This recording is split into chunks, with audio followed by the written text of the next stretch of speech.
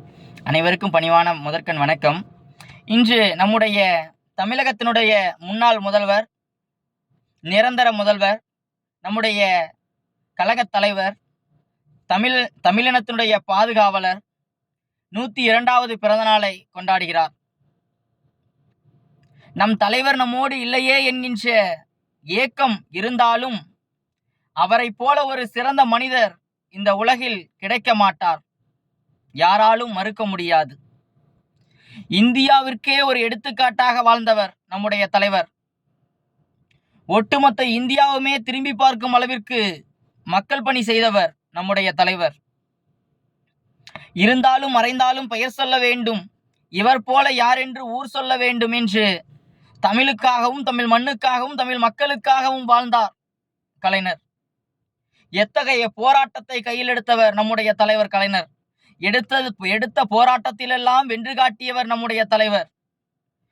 நின்ற தேர்தலிலெல்லாம் வென்ற தலைவர் நம்முடைய தலைவர் கலைஞர். எத்தனை தேர்தல் வந்தாலும் அதை எல்லா தேர்தலிலும் எதிர்நீச்சல் அடிக்கக்கூடியவர் நம்முடைய தலைவர்.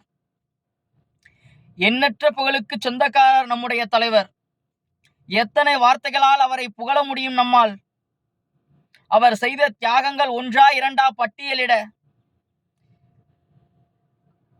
கீழ்மட்ட மக்களும் மேல் உயரத்திற்கு வர வேண்டும் என்று பாடுபட்டவர் நம்முடைய தலைவர் கலைஞர். அப்படிப்பட்ட தலைவருக்கு இன்று 102வது பிறந்த நாள். எப்படி வாழ்த்துவதையா? என்ன சொல்லி வாழ்த்துவது?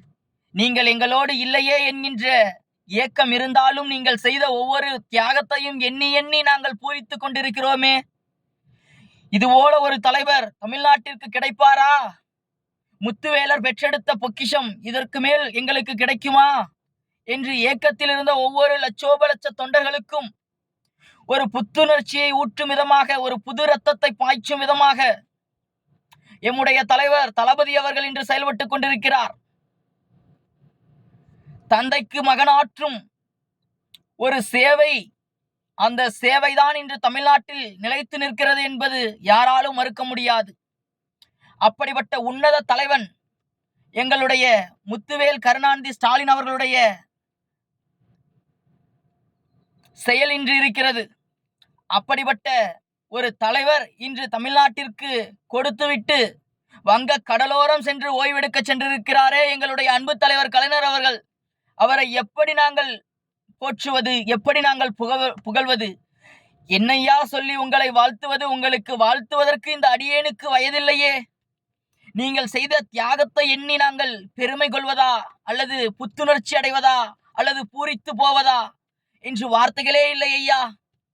நீங்கள் செய்த தியாகம் என்பது இந்த தமிழ்நாட்டிற்கு மட்டுமல்ல, ஒட்டுமொத்த இந்தியாவிற்குமே ஒரு மிகப்பெரிய ஒரு தூணுகோலாக இன்று வரையிலும் நிலைத்து நிற்கிறதே, யாரால் மறுக்க முடியும்? அப்படிப்பட்ட ஒரு உன்னத தலைவருக்கு இன்று 102வது பிறந்தநாள் காணக்கூடிய எம்முடைய இந்தியாவினுடைய தலை சிறந்த தலைவராக, பல்வேறு பிரதமர்களை உருவாக்கிய தலைவருக்கு, பல்வேறு ஆளுநர்களை தமிழ்நாட்டிலிருந்து துரத்தி அடித்த தலைவருக்கு நாங்கள் எப்படி ஐயா பிறந்த நாள் வாழ்த்துக்கள் சொல்வது?